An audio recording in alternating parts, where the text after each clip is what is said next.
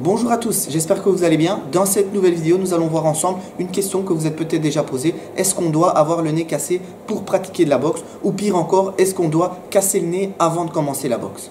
Je vous rassure tout de suite, la réponse est non, c'est totalement faux. On ne doit pas avoir le nez cassé pour pratiquer de la boxe et on ne doit pas non plus vous casser le nez avant de commencer cette discipline.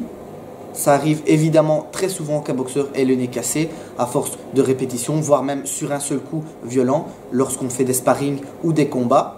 Mais en aucun cas, il est obligatoire d'avoir le nez cassé pour pratiquer ce sport.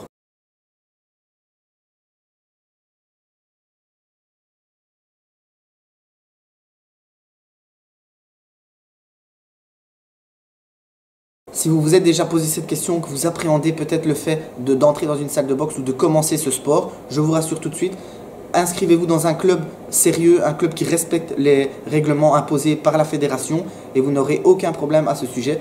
Maintenant, ça peut arriver, comme je l'ai dit tout à l'heure, que le nez soit cassé, ce n'est pas impossible. Pour les parents qui hésitent à inscrire leur enfant dans une salle de boxe, je vais vous le dire franchement, foncez, n'hésitez plus. Ce sport apporte tellement de bienfaits pour le corps et pour l'esprit qu'il serait vraiment dommage de ne pas en faire profiter à votre enfant.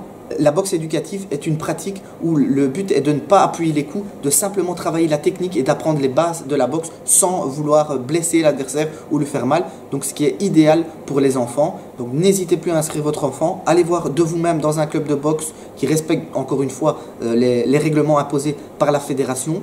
Concernant la boxe éducative, que ce soit en Belgique ou en France, il est interdit d'appuyer les coups et de blesser son adversaire. Et donc idéal pour pratiquer un sport qui apporte tellement de bienfaits pour le corps, que ce soit pour vous ou pour votre enfant. Et aussi, rien ne vous empêche de pratiquer la boxe uniquement pour travailler le cardio et la condition physique et non pas pour faire des entraînements de combat. Si vous commencez les sparring et que vous avez peur justement au départ peut-être de prendre des coups au visage, protégez-vous, munissez-vous d'un bon casque de protection, par exemple avec les pommettes. Si c'est le nez qui vous inquiète, il existe également des casques avec une barre au milieu. Ces différents modèles de casques sont disponibles dans la boutique Nino Garcia, dont le lien est dans la description. Vous pouvez également retrouver notre page sur Facebook, Nino Garcia.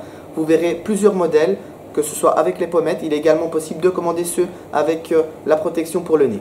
Tous ces casques sont en pur cuir et très bien renforcés et donc ils vous offrent une protection optimale.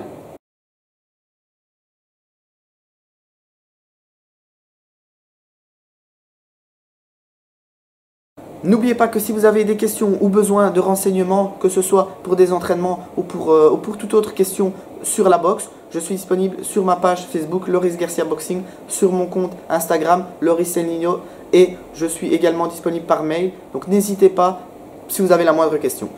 Voilà, c'est déjà tout pour aujourd'hui. N'oubliez pas de vous abonner à la chaîne YouTube Boxing Club Garcia, un petit like sur la vidéo et aussi cliquez sur la petite cloche en haut à droite afin d'être notifié quand je publie une nouvelle vidéo. Et moi je vous dis à très bientôt. Ciao!